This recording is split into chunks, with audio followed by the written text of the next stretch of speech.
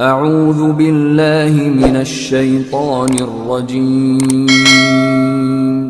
Kata para ulama, kalau kita ingin bahas Isra Mi'raj dari kajian sufistik, itu tidak terlepas dari 5 hal. 1, subjeknya. 2, objeknya, ya. 3, titik pemberangkatannya, startnya. 4, titik finishnya. 5, metode pemberangkatan. 5, waktunya. Nah, ketika kita bahasan subjek, maka tidak terlepas dari satu kudratullah, dan itu kudrat. Apa kudrat? Kudrat itu kekuasaan Allah, dan kita tahu bahwa kekuasaan Allah itu unlimited. Tapi kalau kudratullah aja nggak cukup. Allah kawasa, tapi kalau tidak berinisiatif pun tidak akan terjadi. Maka yang kedua, iradatullah, inisiatif Allah. Allah punya rencana. Orang diisrokeun, tuh kan itu inisiatif Allah, itu iradat. Dan ketika ada kudrat dan iradat, maka pasti ada yang ketiga, hikmatullahi. Hikmatna naon? Itu nanaonan ya diisrokeun kanjeng Nabi teh, apa hanya sekedar iseng-iseng? Oh, tentu tidak.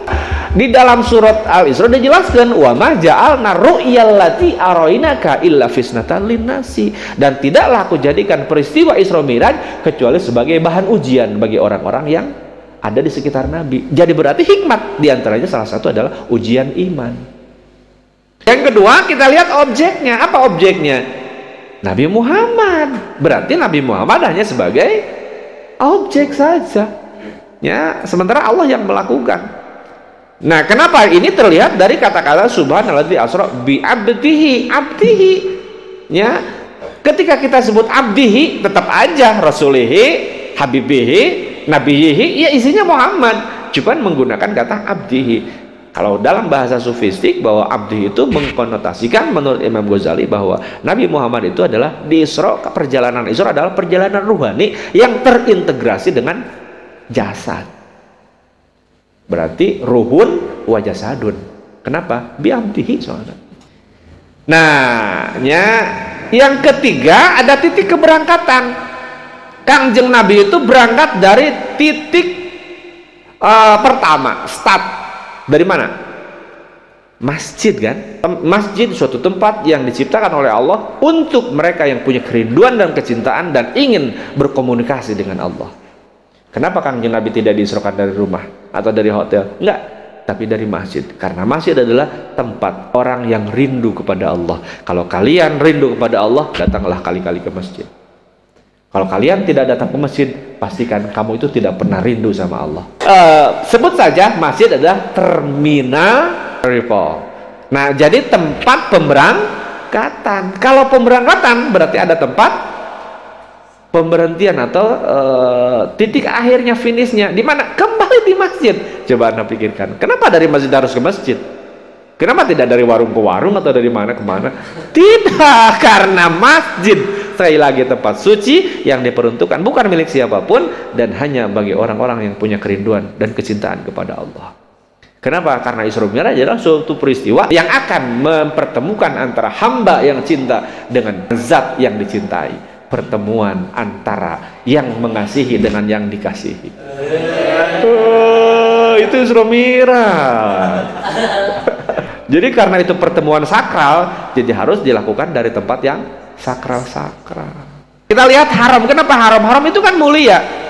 Berarti ketika kamu melakukan perjalanan, ketika perjalanan dimulai dengan hati yang mulia, jiwa yang mulia, berangkat, maka kamu akan berhenti di masjid mulia kembali, alladzi barokna, yang penuh dengan keberkahan. Selama Anda melakukan suatu perjalanan, apa perjalanan fisik, apa perjalanan ruhani, lakukan dari haram, kemuliaan jiwa, Anda akan berhenti di suatu tempat yang alladzi barokna haulah, yang penuh dengan keberkahan. Jadi lamun setat dari haram pasti berakhir di barokna, berkah. Itu kan gambaran sufi itu, mah. Saat ini kan kajiannya kajian sufi. Kalau kajian sufi berangkat dari hati yang haram, yang mulia, akan berhenti di tempat yang Al-Aqsa yang sangat jauh sekali, tetapi dia barokna haulah, yang penuh dengan keberkahan. Sekali lagi, coba pahami dengan bahasa yang lebih dalam. Tetap Palestina itu berkah sampai hari ini. Dan kalaupun ini terjadi peperangan, banyak pembunuhan, itu berkah bagi mereka yang meninggal, wafat waktu itu.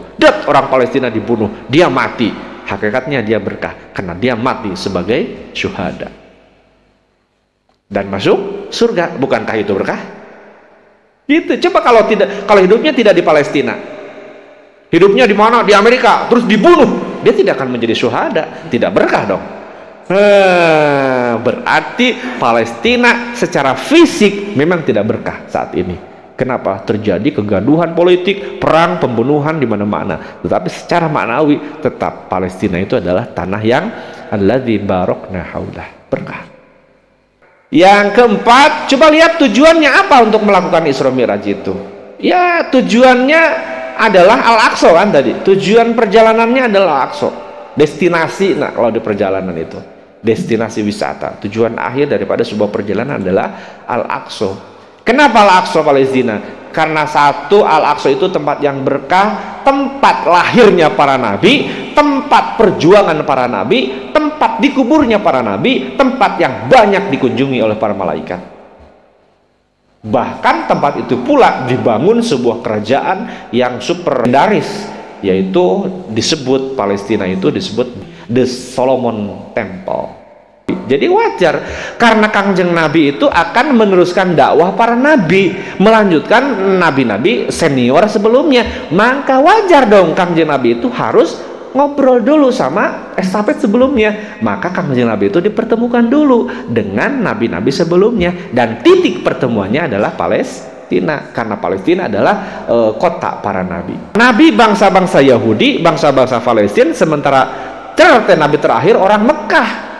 Nah, ini harus dikoneksikan kan, harus disambungkan. Karena nanti bisa hilang sinyal, hilang jejak. Maka Kangjeng Nabi itu dikoneksikan dulu. Nah, ini loh, nabi-nabi sebelumnya. Coba kunjungi, ngobrol kan? Ngobrol sama Musa, ketemu sama Ibrahim. Oh, inilah generasi-generasi kita. Yang kelima, waktunya kapan? Waktunya itu sampai ada 15 pendapat yang menyatakan bahwa Isra Mi'raj itu terjadi bulan Rabiul Awal, bulan Ramadan, pada tahun ke-10 kenabian, pada saat Kangjeng Nabi hijrah. Ada juga yang menyebutkan pada bulan Rajab. Jangan, nggak usah menjadi permasalahan tentang kapan terjadinya, yang penting pernah terjadi antaranya, dan terjadi pada waktu malam. Kenapa yang dipilih malam? Karena malam adalah waktu yang sangat luar biasa, sehingga malam itulah yang bisa menjadikan waktu di mana kita bisa mendapatkan kemuliaan luar biasa. Wa minal laili fatahajjat bihi nafilatan laka asa ayyabasaka rabbuka maqaman mahmuda. Maka pada sebagian malam melakukanlah sholat. Mudah-mudahan Allah membangkitkan kamu dalam keadaan maqaman mahmuda, menjadi orang yang mulia. Gitu.